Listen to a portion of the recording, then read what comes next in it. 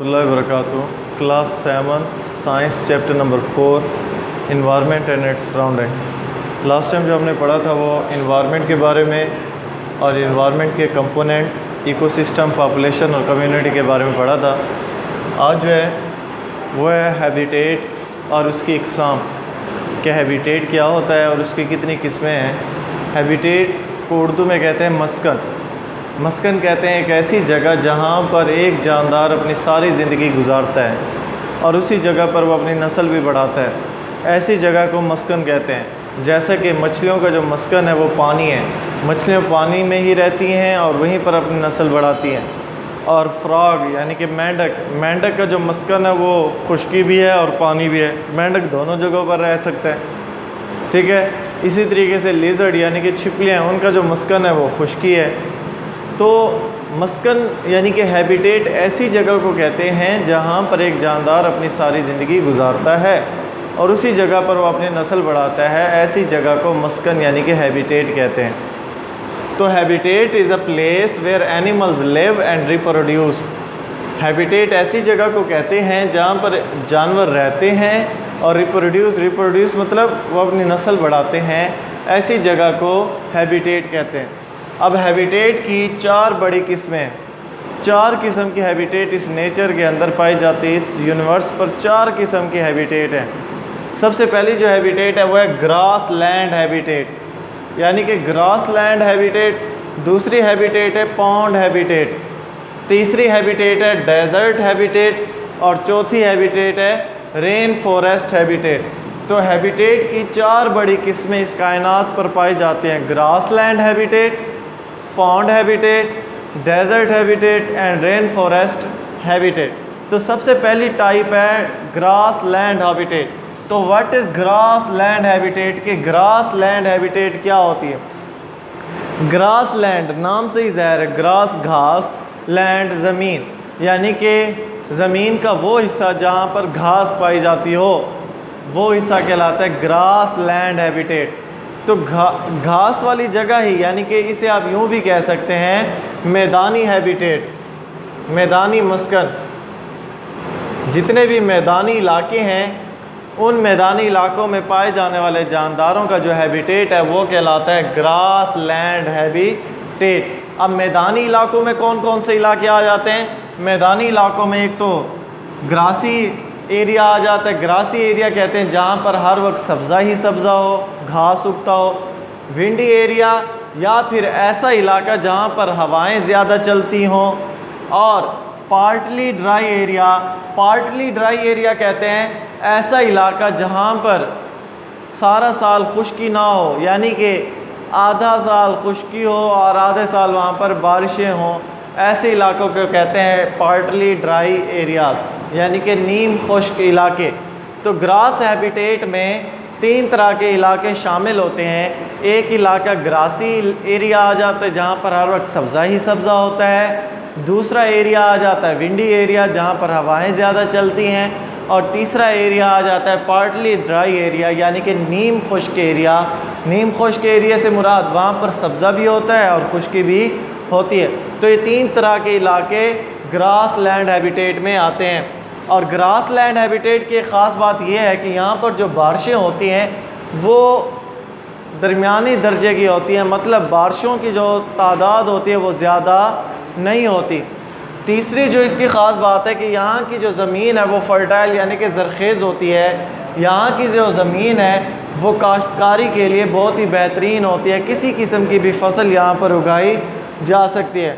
और grass land habitat में सबसे जो बड़े प्रोड्यूसर होते हैं वो ग्रासेस होते हैं। और प्रोड्यूसर ऐसे जानदारों को कहते हैं जो अपनी खुराक खुद तैयार कर सकते हो।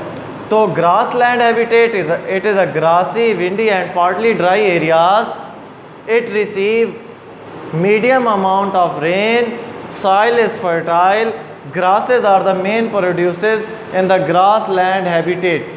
फिर उसके बाद कौन कौन से जानदार इस ग्रास लैंड हैबिटेट में पाए जाते हैं, वो थर्ड क्वेश्चन है कि which type of organisms live in grassland habitat. के ग्रास लैंड हैबिटेट में कौन कौन से जानदार पाए जाते हैं। तो ग्रास लैंड हैबिटेट में क्योंकि ग्रास होता है, घास होता है, सब्ज़ा होता है, तो ऐसे इलाकों में ऐसे जानदार पाए जाते हैं जो घास पर ही ज़िंदगी गुजारते हैं। मसलन जानवर, मवेशी यानी कि बकरियां, भेड़ें, गायें, ये वो जानदार हैं जो घास पर ही ज़िंदगी गुजारते हैं। मतलब उनका जो खुराक का ज़रिया है वो घास ही होता है। और ऐसे जानदारों को नाम देते हैं ग्रेजिंग एनिमल, यानी कि चरने वाले जानवर। तो mostly grazing animals like sheep, goat, cow, antelopes, buffaloes are present in grassland habitat. और इसी के अलावा चंद गोश्त खाने वाले जानदार भी ग्रास लैंड हैबिटेट में पाए जाते हैं। एक तो घास खाने वाले जानदार ग्रास लैंड हैबिटेट में बहुत ज़्यादा होते हैं। जब घास खाने वाले जानदार ग्रास लैंड हैबिटेट में ज़्यादा होते हैं तो उन जानवरों को खाने वाले जानदार भी बहुत सारे होते हैं, जिन्हें कहते हैं फ्लैश ईटर। फ्लैश ईटर कहते हैं गोश्त खाने वाले जानदार। अ फ्यू फ्लैश ईटर, चंद गोश्त खाने वाले जानदार सच एज चीता, फॉक्स, लोमड़ी, wolves, few birds like eagles, hawks and insects are also present। तो ग्रास लैंड हैबिटेट में दो तरह के जानदार पाए जाते हैं। एक वो जानदार जो घास को खुराक के तौर पर इस्तेमाल करते हैं, और एक वो जानदार जो घास खाने वाले जानदारों को खुराक के तौर पर इस्तेमाल करते हैं। तो ग्रास लैंड हैबिटेट में दो तरह के जानदार पाए जाते हैं। तो ग्रास लैंड हैबिटेट, इसमें सब्ज़े वाले इलाके आ जाते हैं जहाँ पर सब्ज़ा होता है, हवादार इलाके आते हैं जहाँ पर हवाएं ज़्यादा चलती हैं, या फिर नीम खुश्क इलाके जहाँ पर सब्ज़ा भी होता है और खुश्की भी होती है। ऐसे इलाके ग्रास लैंड हैबिटेट में पाए जाते हैं। इन इलाकों में बारिशें दरमियानी दर्जे की होती हैं, यहाँ की जो ज़मीन होती है वो ज़रखेज़ होती है, और इन इलाकों में जो सबसे बड़े प्रोड्यूसर यानी कि खुराक पैदा करने वाले जो जानदार होते हैं वो ग्रासेस होते हैं। और इन इलाकों में पाए जाने वाले जानदार दो तरह के होते हैं, कुछ घास को खुराक के तौर पर इस्तेमाल करते हैं और कुछ घास खाने वाले जानदारों को खुराक के तौर पर इस्तेमाल करते हैं। फिर उसके बाद सेकंड हैबिटेट है पॉन्ड हैबिटेट। कि what is pond habitat and which organism live in it. कि पॉन्ड हैबिटेट है क्या और इसमें कौन कौन से जानदार पाए जाते हैं। पॉन्ड को वैसे कहते हैं तालाब, यानी कि ऐसा मस्कन जो तालाब पर मुश्तमिल हो वो कहलाता है पॉन्ड हैबिटेट। पॉन्ड हैबिटेट में कौन कौन से जानदार आते हैं और पॉन्ड हैबिटेट है क्या, वो इस क्वेश्चन में हम पढ़ेंगे। तो pond habitat it is aquatic habitat, यानी कि एक ऐसा मस्कन है जो पानी पर मुश्तमिल होता है, यानी कि इस हैबिटेट में पानी आता है और इस हैबिटेट में ज़िंदगियाँ बहुत सारी होती हैं, यानी कि यहाँ पर जानदार बहुत सारे पाए जाते हैं, कई किस्म के जानदार पाए जाते हैं पॉन्ड हैबिटेट में। लेकिन पॉन्ड हैबिटेट में जानदार दो तरह के होते हैं, पौधे भी होते हैं और जानवर भी होते हैं। सच एज अगर प्लांट की बात करें तो plants like algae, water lily are also found in it.